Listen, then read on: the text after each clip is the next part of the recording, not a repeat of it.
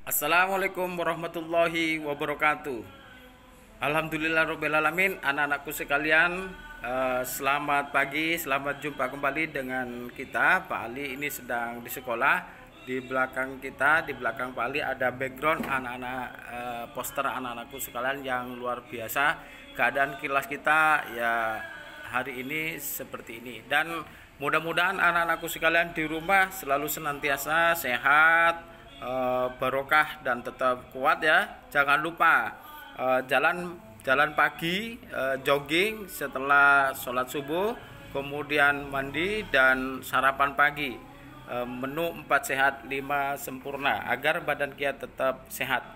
Di dalam tubuh yang sehat terdapat jiwa yang sehat. Sebagaimana pepatah yang sering dikatakan tentang itu, min sanu in corpore sono. Nah, itu seperti itu ya.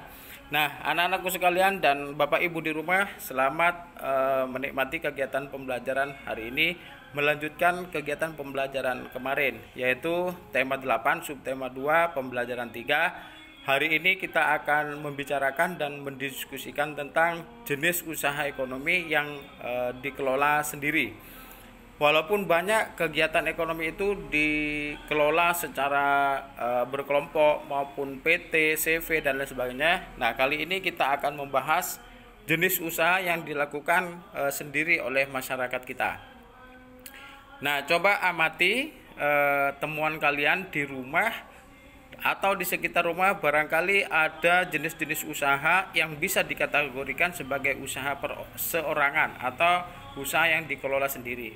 Nah, ciri-ciri yang usaha yang dikelola sendiri biasanya permodalannya adalah modal sendiri dan dilakukan dengan sendiri tanpa berkorporasi atau berkelompok dengan orang lain. Salah satu contoh dari jenis usaha ekonomi yang dikelola sendiri yang pertama adalah usaha pertanian. Kalian bisa lihat gambar pada layar bahwa petani itu melakukan kegiatan pertanian di sawahnya sendiri, modal sendiri, dilakukan sendiri. Nah, inilah yang dimaksud dengan usaha yang dikelola sendiri, jenis usaha di bidang ekonomi. Nah, lahan yang digarap maupun permodalan yang ada pada petani biasanya terbatas. Namun anak-anakku sekalian, ada beberapa usaha di bidang pertanian itu yang memang dikelola secara besar menjadi agribisnis ya, agribisnis. Maka tidak termasuk dalam usaha yang dikelola sendiri. Yang kedua, anak-anak sekalian, ada usaha perdagangan. Usaha perdagangan secara perseorangan biasanya berskala kecil dan sedang. Contohnya pedagang asongan, pedagang keliling, pedagang kaki lima, pedagang di pasar, di warung, dan toko kelontong.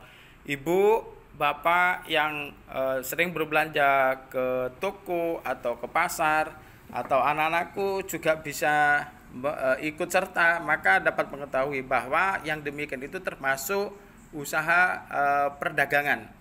Berikutnya adalah usaha jasa. Jadi perhatikan usaha jasa yang ada di sekitar kamu anak-anakku sekalian yang bapak banggakan, biasanya potong rambut ya, atau membeli pulsa, fotokopi, kemudian usaha salon kecantikan, bengkel, reparasi mobil, sepeda motor, itu ada di sekitar kita.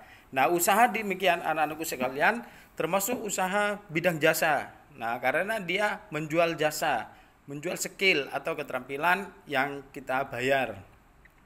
Kemudian berikutnya ada usaha bidang ekonomi industri kecil. Nah, sektor industri yang dikelola perorangan ini biasanya berupa industri rumahan.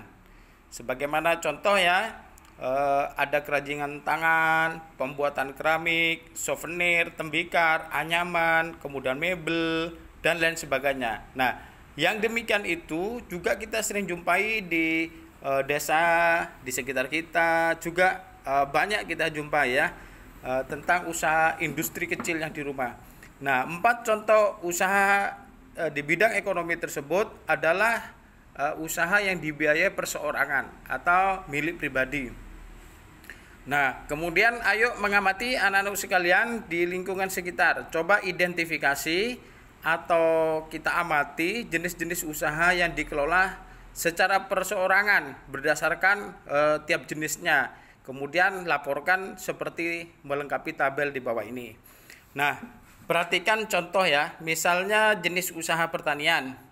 Macam usaha yang dilakukan pada jenis usaha pertanian, misalnya pertanian padi, perkebunan sayur, perkebunan palawija, peternakan ayam, peternakan lele, dan lain sebagainya. Misalnya kamu temukan di rumah atau sekitar rumah atau di rumah nenek itu banyaknya 15 pengusaha atau 15 usahawan. Nah, kemudian juga di bawahnya ada perdagangan. Misalnya di daerah kita ada perdagangan jual bakso, jual pentol, dan lain sebagainya lah seperti yang disebutkan tadi. Misalnya juga jasa. Oh, di sekitar saya ada tukang potong berapa orang, ada usaha ini berapa orang. Nah, kemudian banyaknya itu ditulis sesuai yang kita ketahui di daerah kita sendiri. Yang keempat, industri kecil. Misalnya seperti tadi, ada kerajinan buat tas dari barang-barang bekas dan lain sebagainya. Itu macam usahanya kita tulis, kemudian jumlahnya itu berapa. Nah, setelah itu anak-anakku sekalian, untuk tugas yang pertama di sesi pertama kali ini tabel, melengkapi tabel di atas. Kemudian yang kedua, Bapak minta kalian supaya berkreasi ya, berkreasi tentang usaha bidang ekonomi yang dikelola perorangan. Apa yang perlu disiapkan? Yang pertama, coba kalian siapkan buku gambar atau kalau bisa ada buku tulis. Buku tulis tugas yang sudah ada yang biasa di store boleh pakai itu, gak masalah, silahkan. Jadi ibu bapak di rumah supaya mendampingi putranya menyiapkan buku gambar atau buku tulis tugas yang seperti yang di store juga gak masalah, boleh.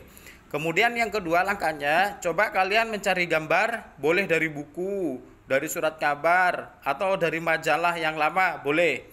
Kalau tidak menemukan, silakan cari di internet, kemudian di print. Setelah itu gambarnya digunting ya. Langkah yang ketiga, guntinglah gambar dengan rapi, lalu tempelkan pada buku gambar atau buku tulis atau pada buku tugas yang seperti biasanya. Nah, kemudian setelah gambar itu digunting, ditempel ke buku tulis atau buku gambar, lengkapi, beri keterangan. Apa keterangannya? Yang pertama, jenis usaha. Misalnya kalian menggunting gambar pedagang bakso, berarti jenis usahanya adalah jenis usaha perdagangan. Nah itu ya. Misalnya kalian di internet menemukan gambar yang sudah di print usaha membuat keramik. Oh, berarti itu nama usahanya, jenis usahanya adalah industri kecil. Nah, bidang ekonomi itu ya. Nah, setelah itu kemudian yang kedua, sumber gambar disebutkan. Kalau kalian menggunting dari koran, maka supaya disebutkan gambar itu diperoleh dari koran Jawa Pos tanggal sekarang ya, tanggal 18 Maret 2020. Atau kalian mengambil gambar di internet, ya sebutkan di internet sumbernya apa, www.com dan lain sebagainya. Sumber rujukannya itu disebutkan. Kalau kalian ngambil dari majalah, sebutkan pula bahwa di majalah ini saya mengambil, kemudian terangkan jenis usahanya. Nah, saya kira demikian dulu anak-anakku sekalian. Selamat belajar dan tetap semangat. Bapak dari sekolah berdoa semoga kita sekalian selalu diberi kesehatan oleh Allah Subhanahu wa taala, dan kepada wali siswa untuk selalu mendampingi putra-putrinya mengerjakan tugas di rumah dan mendampingi supaya mengisi daftar hadir yang nanti akan disediakan. Daftar hadir cukup berlaku 1 hari, 1 kali daftar hadir. Bagi yang tidak hadir, dimohon kepada ibu bapak yang mengetahui atau bisa menghubungi untuk segera mengikuti kegiatan pembelajaran daring ini dan mengisi daftar hadir. Sebab jika ada siswa yang tidak mengikuti kegiatan pembelajaran ini, maka pihak atau wali murid dan siswa bertanggung jawab atas kegiatan atau materi yang telah dipelajarinya. Kemudian Bapak Ibu sekalian, kita berdoa mudah-mudahan akan segera selesai keadaan semacam ini sehingga kita bisa kembali ke sekolah dengan normal kembali. Terima kasih, mohon maaf atas segala kekurangan. Kita jumpa lagi nanti di sesi kedua. Sementara Bapak akhiri, Assalamualaikum warahmatullahi wabarakatuh.